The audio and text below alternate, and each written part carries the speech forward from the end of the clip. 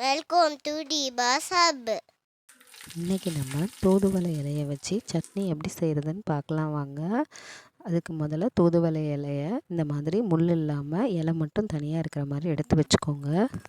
அப்புறம் கடாயில் 1 டீஸ்பூன் எண்ணெய் சேர்த்து அது கூட 1.5 டீஸ்பூன் அளவுக்கு கடலைப்பருப்பு, 1 டீஸ்பூன் அளவுக்கு உளுந்தம்பருப்பு இதை சேர்த்து நல்லா செவந்து வர வரைக்கும் வெயிட் பண்ணுங்கள். செவந்து வந்ததும் அது கூட 3 காஞ்ச மிளகா, 10 சின்ன வெங்காயம் சேர்த்து நல்லா வதக்கி விடுங்க. வெங்காயம் நல்லா வதங்கினதும் அது கூட 5லேருந்து 6 பூண்டு, 1 தக்காளி இதெல்லாம் சேர்த்து நல்லா வதக்கி விடுங்க.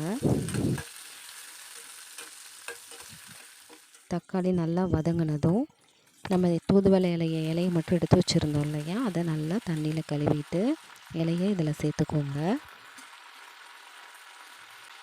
இது வாரம் ஒருக்க தூதுவளை இலையில் சட்னியோ ரசமோ செஞ்சு சாப்பிட்டிங்கன்னா கொஞ்சம் சளி தொந்தரவு இல்லாமல் இருக்கும்.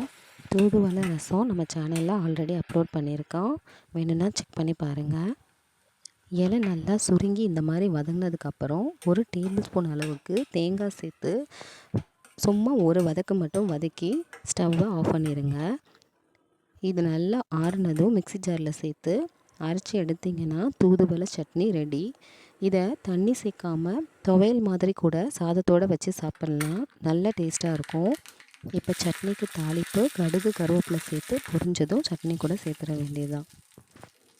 இந்த வீடியோ உங்களுக்கு பிடிச்சிருந்துச்சுன்னா லைக் பண்ணுங்கள், ஷேர் பண்ணுங்கள், சப்ஸ்கிரைப் பண்ணுங்கள்.